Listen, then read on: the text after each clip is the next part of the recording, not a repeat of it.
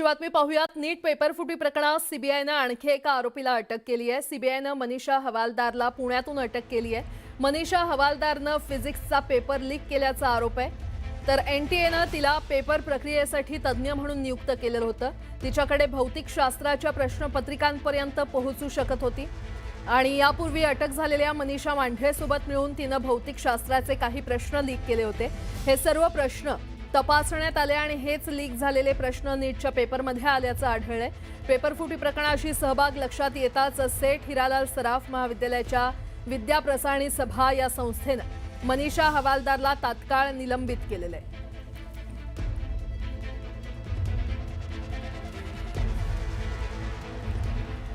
तर या नीट पेपर फुटी मागची गुन्हेगार मनीषा नेमकी कोण आहे, तिच्या संदर्भात आपण अधिक माहिती जाणून घेऊयात। पुण्यातून मनीषा हवालदार हिला सीबीआयनं अटक केलेली आहे। फिजिक्सची प्रश्नपत्रिका पेपर फोडण्यामागे तिचा हात असल्याचा संशय आहे। तर पुण्याच्या सेठ हिरालाल सराफ शाळेमध्ये ती कार्यरत आहे किंवा होती।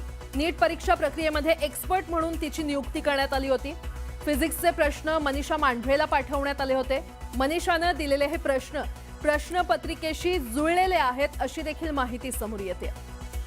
दरम्यान नीट पेपर फुटीमध्ये मनीषा नावाच्या महिलांनी पेपर फोडण्यात महत्त्वाची भूमिका बजावल्याचं समोर आलंय।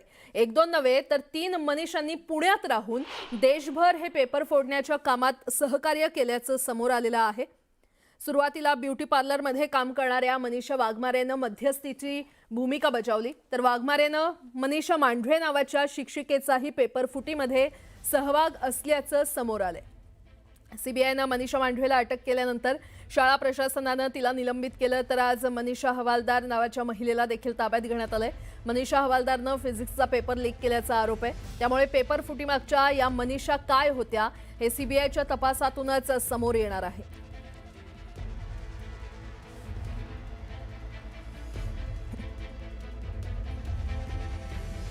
दरम्यान मनीषा हवालदार सेठ हिरालाल सराफ महाविद्यालयामध्ये कधी रुजू झाल्या, त्या काय कामकाज करत होत्या याबाबत संस्थेचे सचिव डॉक्टर सतीश गवळी यांच्याशी बातचीत केलेली आहे आमचे प्रतिनिधी गोविंद वाकडे यांनी।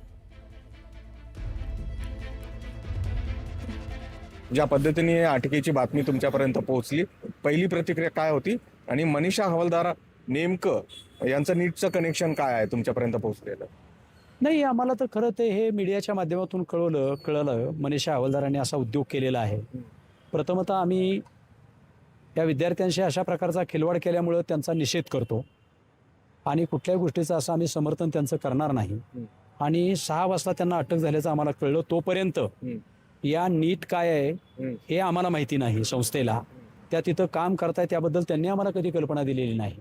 आणि सगळ्यात महत्त्वाचं म्हणजे ज्या केंद्रीय संस्था आहेत त्या केंद्रीय संस्थाने अशा प्रकारच्या नियुक्त्या करताना खरं तर शाळा महाविद्यालयाला कल्पना द्यावी असं माझं तरी आमच्या संस्थेचं वैयक्तिक मत आहे। कारण असं आहे की ती कल्पना दिली तर आम्हाला थोडंसं त्याच्यामध्ये जागरूक राहता येतं, परंतु कदाचित सरकारी नियम असतील की कुणाला त्याची कल्पना द्यायची। मनीषा हवालदारांचं तिथे तुमच्या संस्थेत नेमकं काम काय होतं, त्यांचं शिक्षण किती आहे? त्या 1992 साली ज्युनियर शिक्षिका म्हणून आमच्याकडे नियुक्त झाल्या। त्यांचं शिक्षण MSc BEd फिजिक्स या विषयात झालेलं होतं। त्या सुरुवातीला फिजिक्स हा विषय शिकवत होत्या, परंतु सेवानिवृत्तीनुसार त्यांना 2024 साली माझ्या माहितीप्रमाणे आम्ही HM म्हणून म्हणजे हेड मिस्ट्रेस म्हणून 5वी ते 10वीचे वर्ग असणाऱ्या शाळेवरती नियुक्ती केली आणि आता 30 जून 2026 ला त्या सेवानिवृत्त होणार। त्यांचं पूर्व इतिहास काय माहिती आहे का तुम्हाला? त्या कुठल्या आहेत, त्या आधी कुठल्या संस्थेशी निगडीत होत्या किंवा त्यांचं मूळ गाव काय? नाही, पूर्वी त्या माझ्या माहितीप्रमाणे फर्ग्युसनच्या विद्यार्थी असाव्यात असं आम्हाला समजलं, निश्चित माहिती नाही माझ्याकडे या बाबतीतली। आणि मॉडर्न महाविद्यालय शिवाजीनगरला ते 1 वर्ष सेवेत होत्या अशी माहिती आमच्याकडे नुकतीच प्राप्त झालेली आहे। आता यापुढे मनीषा हवालदार यांच्याकडनं कोणते खुलासे होतात याकडे सगळ्यांचं लक्ष लागलंय। तुर्तास संस्थेनं त्यांना निलंबित केल्याची माहिती देखील आपल्याला मिळालेली आहे। सुरेश पाटील, गोविंद वाकडे, न्यूज 18 मराठी, पिंपरी चिंचवड। नीट पेपर फुटीचा हळूहळू उलगडा होऊ लागलेला आहे। सीबीआय कडून या प्रकरणाचा कसून तपास होत असून जसजसा तपास पुढे सरकतोय तसतसे नवनवे आणि तितकीच धक्कादायक माहिती समोर येते। नीटचा पेपर तब्बल 5 राज्यात विकला गेल्याचा सीबीआयला संशय आहे। फोडणारे आणि त्याची विक्री करणाऱ्यांपैकी बहुतेक बडे मासे सीबीआयच्या गळाला लागले। मात्र नॅशनल टेस्टिंग एजन्सी व्यतिरिक्त बाहेरील काही व्यक्ती अजूनही संशयाच्या भोवऱ्यात आहेत। महाराष्ट्रातून नीट पेपर फुटल्याचं सीबीआयच्या तपासात उघड झालंय आणि त्यामुळे सीबीआयनं आता लातूर पाठोपाठ बीड आणि अहिल्यानगर जिल्ह्यावर लक्ष केंद्रित केलंय. तर 5 राज्यांमध्ये नीट पेपर फुटीचं हे नेटवर्क कशा पद्धतीनं चालवलं जायचं आपण ते पाहूयात ग्राफिक्सच्या माध्यमातून. 5 राज्य कोणती? तर महाराष्ट्र, केरळ, पश्चिम बंगाल, बिहार आणि राजस्थान.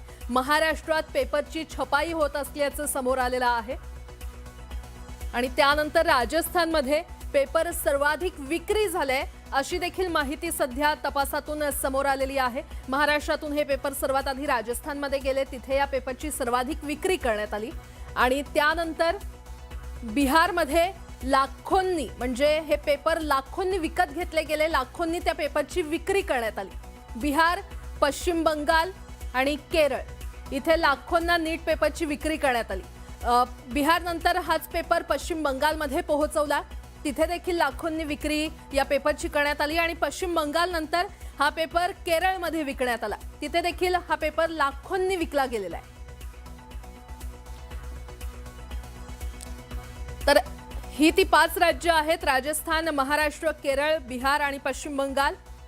5 राज्यांमध्ये नीट पेपर फुटीचं हे नेटवर्क चालवलं गेलं होतं किंवा चालवलं जात होतं आणि त्यानंतर नीट 2025 रडारवर का आली आहे? तर नीट 2025च्या परीक्षेची चौकशी आता होणार असल्याचं कळतंय, कारण सीबीआयच्या रडारवरती आलेली आहे. नीट 2025च्या परीक्षेची आता चौकशी केली जाणार आहे, पेपरची तपासणी होणार आहे, सीबीआय कडून ही तपासणी केली जाणार आहे. 2025 मध्ये देखील मोटेगावकरनं हा पेपर फोडल्याचा संशय आहे किंवा तशी माहिती समोर आलेली आहे. तर आरसीसी क्लासेसच्या विद्यार्थ्यांच्या चौकशीतून ही माहिती समोर आली असल्याची माहिती मिळते. त्यामुळे 2025 साली जो पेपर झाला होता त्याची देखील आता चौकशी केली जाणार आहे सीबीआय कडून आणि त्यामुळेच मोटेगावकरच्या अडचणी पुन्हा एकदा वाढणार आहेत.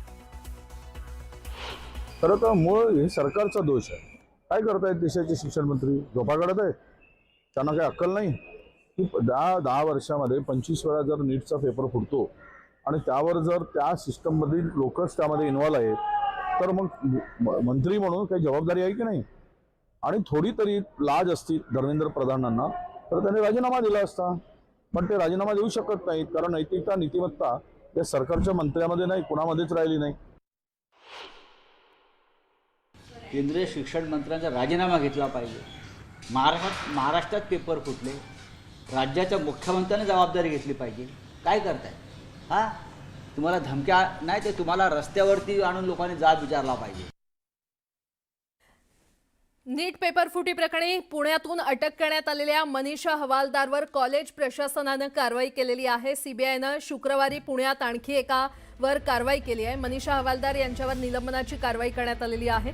सीबीआयनं मनीषा हवालदारला अटक केली आहे आणि या कारवाईनंतर सेठ हिरालाल सराफ प्रशाळेच्या मुख्याध्यापिका असणाऱ्या हवालदार हिच्यावर निलंबनाची कारवाई करण्यात आलेली आहे. विद्या प्रसारिणी सभेच्या व्यवस्थापकीय बैठकीनंतर मनीषा हवालदारचं निलंबन करण्यात आलंय. मनीषा हवालदारनं केलेल्या गैरकृत्याचा शालेय व्यवस्थापनाकडून निषेध व्यक्त करण्यात आलाय.